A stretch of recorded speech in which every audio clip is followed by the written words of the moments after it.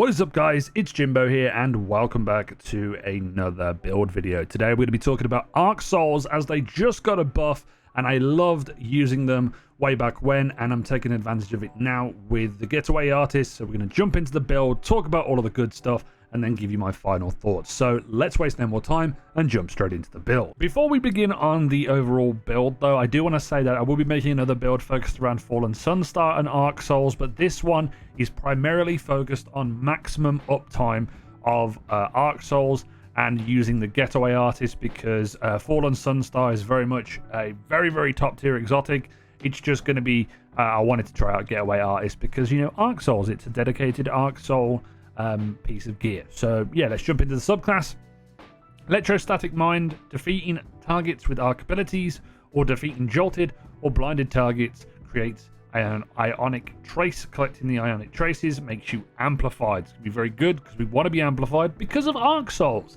Arc Souls allow you to create one with a rift which lasts for around 13-14 seconds, but you can keep that all the way up until your rift runs out of time.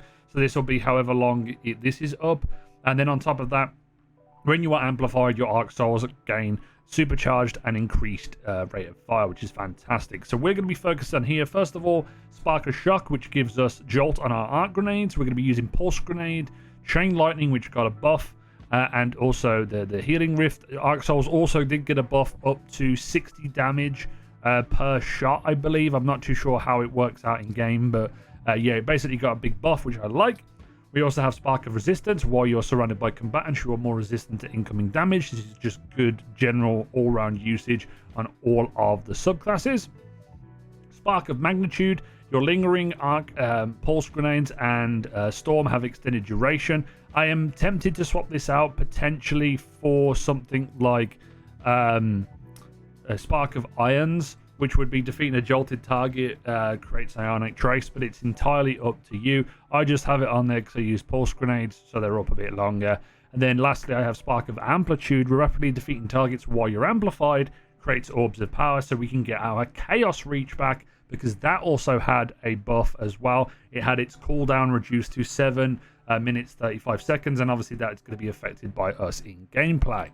When it comes to the weapons, it does not really matter as long as you have an arc weapon that can do something jolty. For example, the new Utilising SMG with Volt Shot on it allows you to create a jolt on its next hit. This is fantastic. Taking advantage of this, any pieces of weaponry that have Volt Shot on it are going to be fantastic. But you don't necessarily need to have Volt Shot here. You could probably swap this out for like Salvage a Salvo if you really wanted and go with something here. But I just like the Utilising SMG. Then I have the Hothead with auto loading, and obviously Wither Horde, because Wither Horde is one of my favorite weapons, so I always love using it. For the build, we're going to focus on Getaway Artist, as I said at the start. Getaway Artist allows you to convert your arc grenade into an Arc Soul.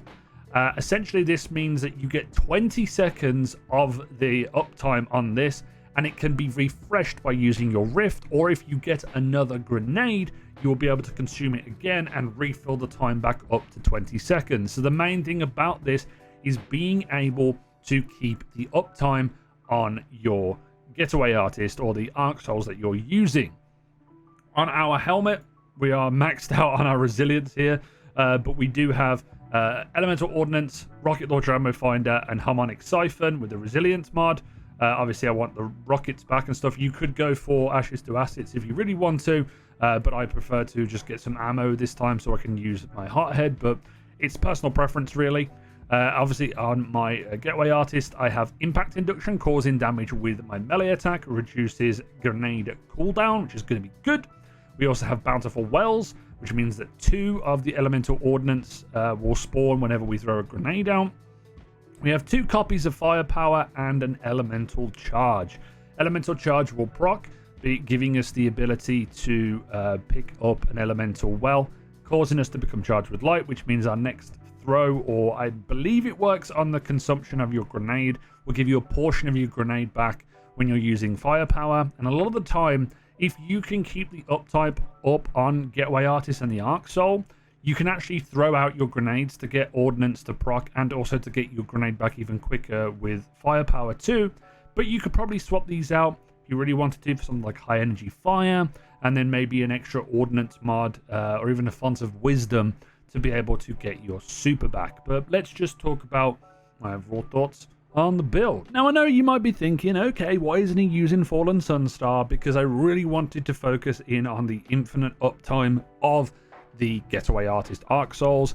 20 seconds, and then the refreshing it every so often when you get your rift and when you use your grenades and stuff. You can swap things in and out, and obviously the Fallen Sunstar is such a good and exotic, and it will also give you back a bunch of your ionic traces and ability energy. But the one that I'm probably going to do with the Fallen Sunstar has a little bit of a different weapon setup, and that is what you'll eventually see, hopefully sometime next week. So stay tuned for that. If you want to see more of that though, please make sure you leave a like on the video, subscribe as always if you've enjoyed my content. Check out the links in the description and also in the pinned comment for the dim link to the build.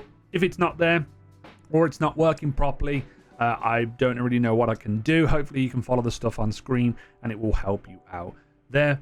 And as always, this has been Jimbo, and I'll see you guys next time.